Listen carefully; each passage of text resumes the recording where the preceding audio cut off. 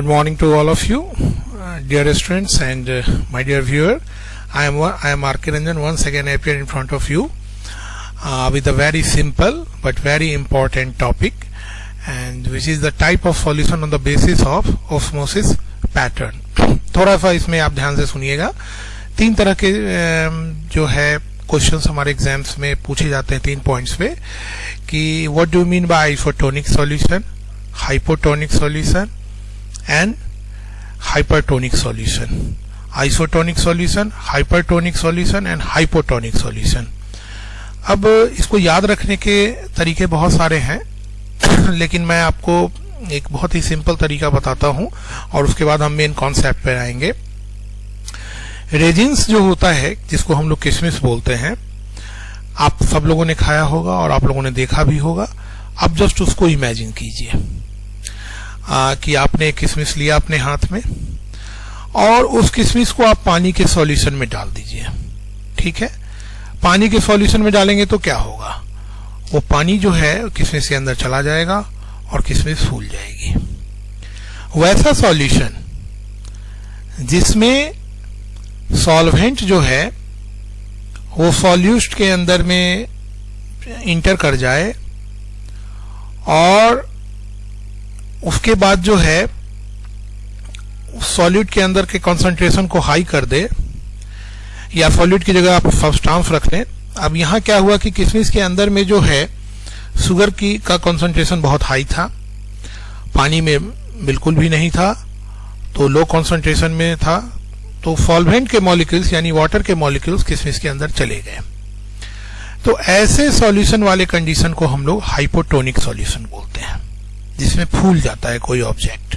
अब आप हाथ ही पानी के अंदर डाले हुए हैं, हाथ पानी के कारण से जो है ना आपका फूल गया. क्यों? क्योंकि सेल के अंदर का कंसंट्रेशन आपका कम है और पानी ये ज्यादा है और पानी जो है लो कंसंट्रेशन वाला है, तो पानी जो है आपके सेल के अंदर में जाकर और सेल को पफ कर दिया, फुला दिया. दूसरा आप देखेंगे आइसोटोनिक सॉल्यूशन, जिसके अंदर ना तो पानी आया और ना गया. तो इसको आप कैसे समझे? किशमिश का ही एग्जांपल लीजिए.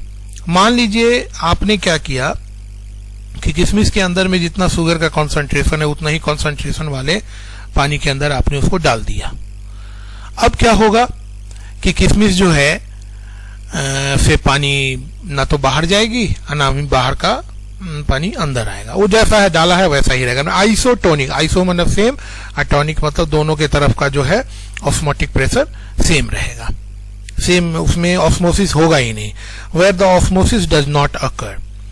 अब थर्ड कंडीशन आप लोग देख लीजिए, एक है कि हाइपरटोनिक सॉल्यूशन.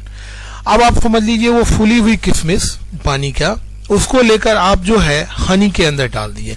हनी में हाई कंसंट्रेशन ऑफ शुगर है. अब क्या होगा, अब जो है किशमिश के अंदर का जो वाटर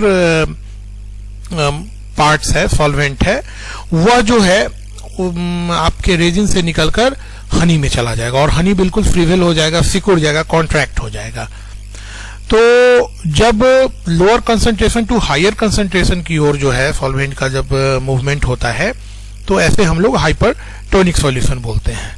आपकी सिलेबस के अनुसार से इसको जो है सेल का एग्जाम्पल लिया गया है, ब्लड सेल का एग्जाम्पल लिया गया है और सॉल्ट वाटर सॉल्वेंट का एग्जाम्पल लिया गया है. अब आप देखिए, जैसे ब्लड सेल है, सेल के अंदर में साइटोप्लाज्म वगैरह या वाटर कंटेंट्स होते हैं. अब जो है आप यहां पर ध्यान देंगे कि 0.9% आपके जो मोलैरिटी होता है उसके कंसंट्रेशन का सॉल्यूशन है. अब सेल के अंदर में जो है अगर मान लीजिए 0.9% कंसंट्रेशन का सॉल्यूशन है, उसमें अगर आप ब्लड सेल ले जा रहे हैं तो वो आइसोटोनिक सॉल्यूशन हुआ, क्योंकि ब्लड सेल के अंदर में भी जो सॉल्ट कंटेंट का मोलैरिटी है वो इतना ही है.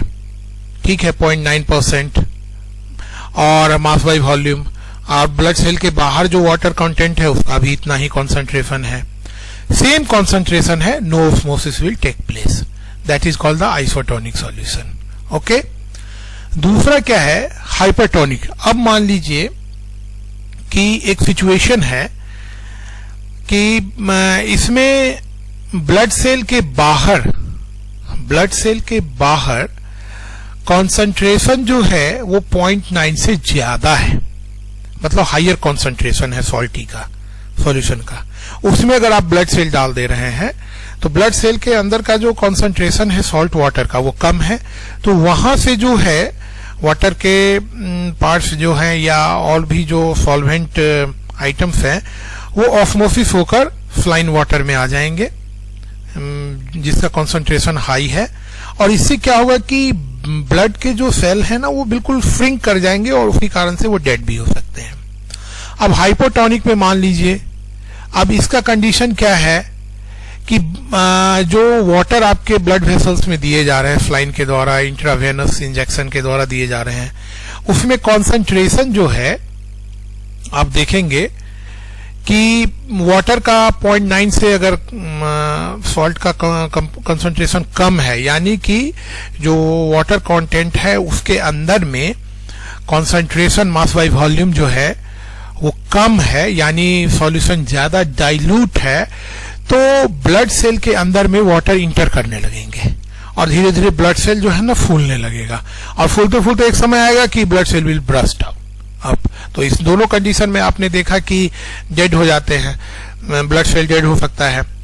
तो इसीलिए जो है फ्लाइन वगैरह चढ़ाने के वक्त में जो ग्लूकोज पानी वगैरह जो चढ़ाया जाता है, जिसको हम लोग इंट्रावेनस इंजेक्शन के द्वारा मेडिसिन या पानी वगैरह जो दिया जाता है, इसमें जो कॉन्सेंट्रेशन होता है सॉल्यूट का वो 0.9% मास बाय वॉल्यूम हम लोग मेंटेन रखते हैं, ताकि सॉल्यूशन का कंपोजिशन जो है वो आइसोटोनिक रहे।